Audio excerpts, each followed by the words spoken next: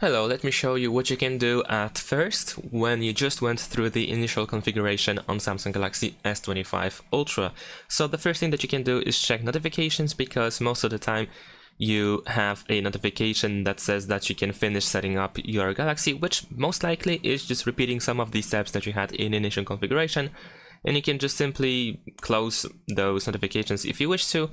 But I like to actually go through these once again in order to check if I actually decided to do something. So for instance, I didn't sign up to Samsung account, so this is a good moment to sign in or create an account.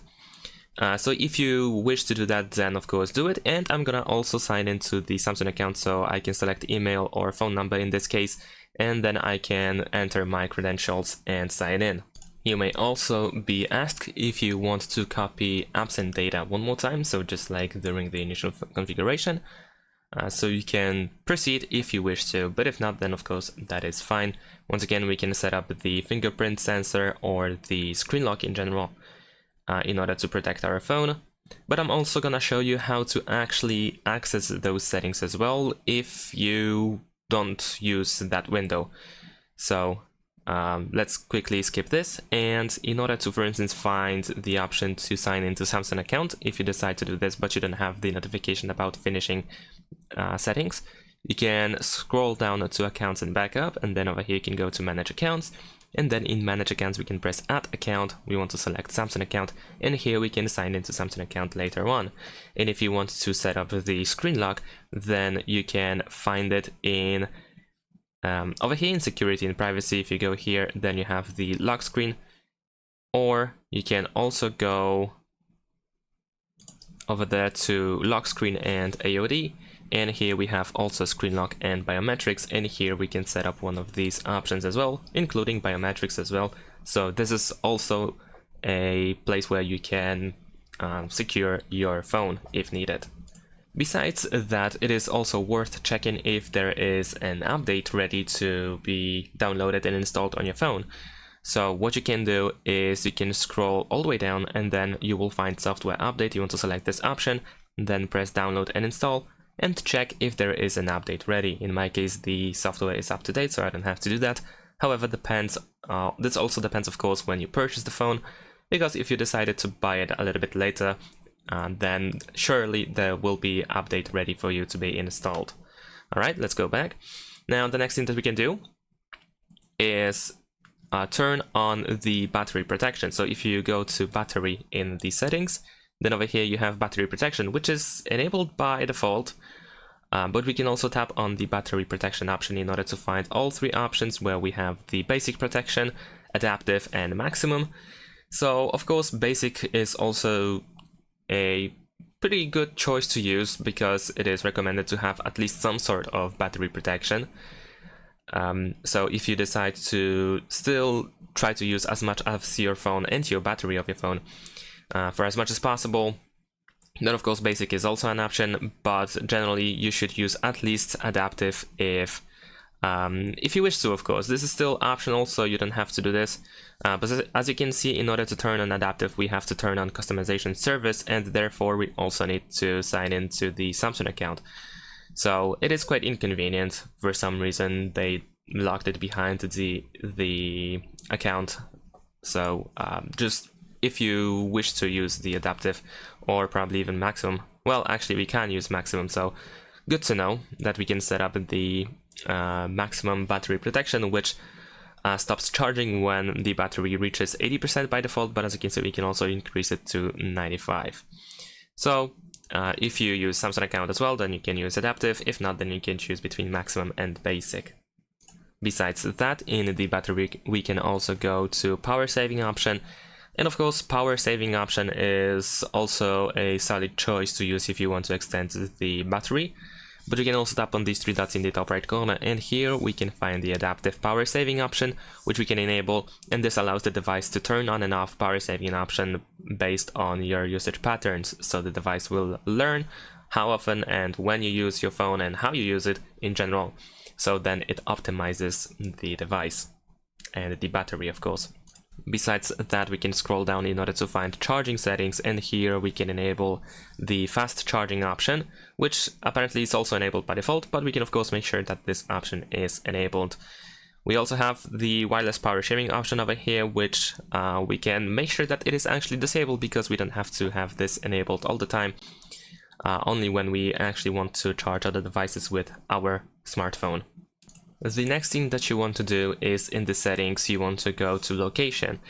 And over here, of course, we can enable and disable location, which we can enable and disable manually whenever we need to or want to.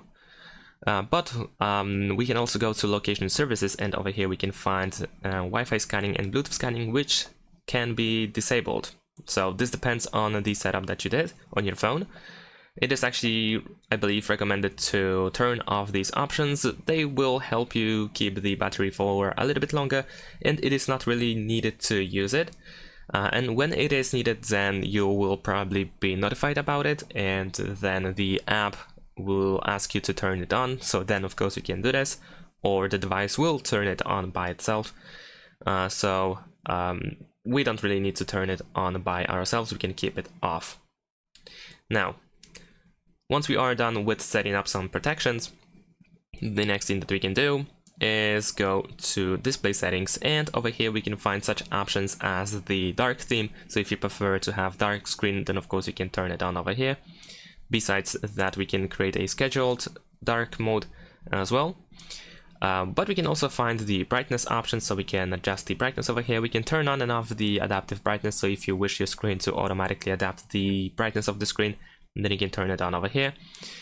We also have the adaptive and standard screen refresh rate. Adaptive allows you to use up to 120 Hz refresh rate, and if you choose standard, it locks at 60.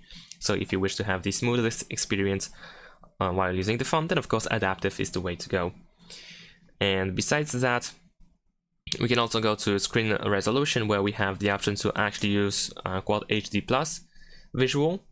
Of course, this uses the battery the most compared to other options, but it provides the best visuals. So if you care about that, if you care more about visuals than the battery, you can actually switch to a higher resolution over here, which is not set up by default.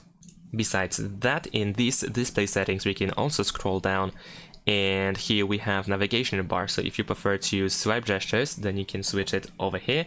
And if you have gestures and you wish to use buttons, then here is also the place where you can switch it. The next thing that we're gonna do is update our apps. So what we can do is open the Play Store. Let's quickly skip this process.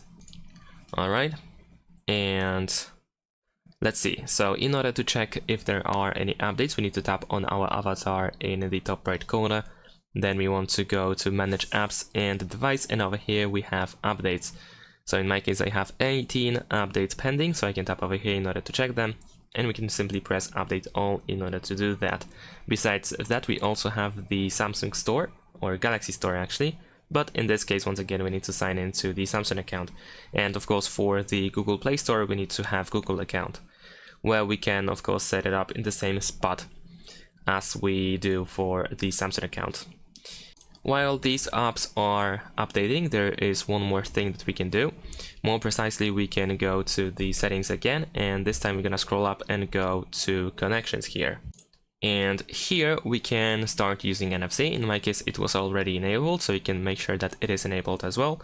And here we can use it. We can enable it to use our phone as a credit or debit card, pretty much. So we can use our phone in order to pay with it. So if you wish to set this up, then of course we can enable NFC. And in addition to that, we need to use a wallet app.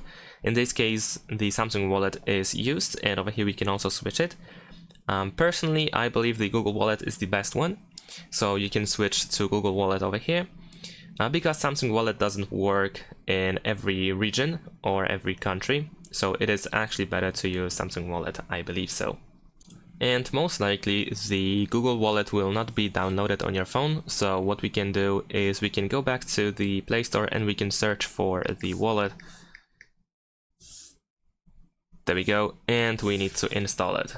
So this app will be used in order to store our credit or debit card. So once we turn it on, we can allow notifications, and then we can press add to wallet in the bottom right corner. Then we can choose payment card, and here we can set everything up. We have the rear camera now used in order to scan the card. We can also enter details manually. We can press this text, and then we can provide the card number and so on and so forth, and proceed with the instructions.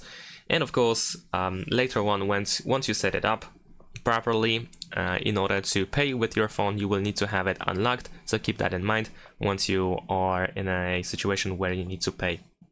And of course, you simply use it as you use your card in order to pay. There's actually one more thing that I want to talk about in the settings, so let's go over there. And what I want to talk about is in security and privacy, and over here we have the lost device protection, so we can enable Find My Mobile. We can allow this phone to be found, as well as we can send last location, which allows the phone to send the location when it goes off the grid. Then we also have the theft protection, and if you go to theft detection lock, you can turn it on in order to let the device detect if it was taken from you. And that is pretty much all in terms of doing the first steps on your phone. The next step is probably some visual changes. So you can go, for instance, to wallpaper and style in order to change your wallpaper, to choose a different color palette, or you can go to themes in order to download a custom theme. And that is about it. And then of course you start downloading apps that you use all the time. So for example, WhatsApp or Facebook, or well, Facebook is actually installed, but you get the idea. And that is pretty much it. Thanks for watching, leave a like and subscribe to my channel, and see you in my next videos. Bye.